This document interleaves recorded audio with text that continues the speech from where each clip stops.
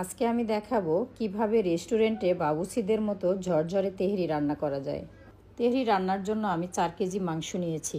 Add করব পেঁয়াজ, tomato sauce, কাঁচা মরিচ, আদা রসুন পেস্ট, টক দই ও বাদাম বাটা, স্বাদ অনুযায়ী লবণ, হাতে বানানো তেহারি মশলা, সয়াবিন তেলের সাথে সমান ভাগে সরিষার তেলও অ্যাড করেছি এবং দারুচিনি, এলাচ এগুলো আস্ত কয়েক, শুকনা মরিচের গুঁড়া এবং ভিনেগারও আমি এখানে অ্যাড করেছি। ভিনেগার না থাকলে ভিনেগারের পরিবর্তে লেবু ব্যবহার করতে পারবেন।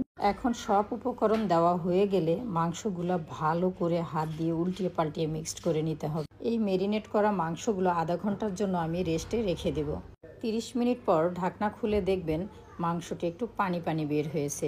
এখন আমি এই পর্যায়ে রান্না করতে চলে যাব।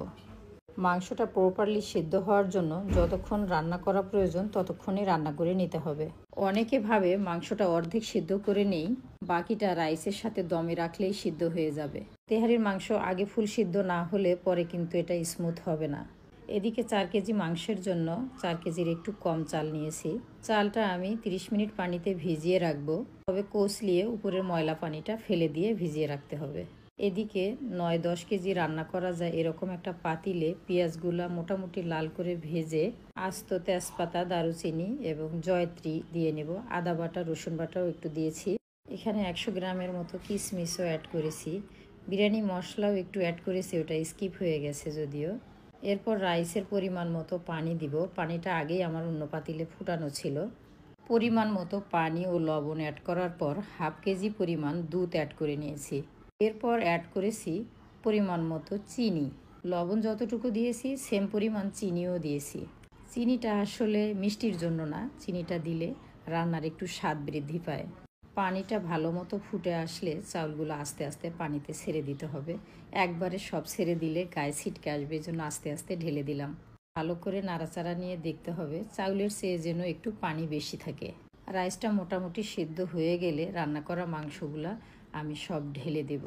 ভালো করে নাড়াচাড়া করে 30 মিনিটের জন্য দমে রেখে দেব। 30 মিনিট পর ঢাকনা খুলে দেখলাম রাইসটা কি অবস্থা। এখন উল্টিয়ে দিচ্ছি। যে অংশ ভালো করে মিক্সড হয়নি এগুলো আস্তে আস্তে মিক্সড করে দিচ্ছি। চুলার জাল ডিম করাই ছিল, নিচে তাওয়া দেওয়া আছে। আর দেখেন আমার রাইসটা কিন্তু কোথাও দলা পাকিনি। তবে পাতিলটা আর একটু বড় নিলে ভালো হতো। তেহারি, বিরিয়ানি যাই রান্না করি এগুলো পাতিলে একটু গ্যাপ রাখতে হয়। আবারও আমি কিছু সময়ের জন্য ঢাকনা দিয়ে রেখে দিলাম খাওয়ার আগ পর্যন্ত। কিছুক্ষণ পর আবার আমি নেড়ে চেড়ে দেখলাম ঠিক আছে কিনা। দেখেন একেবারে ঝরঝরে একদম পারফেক্ট তেহারি হয়েছে।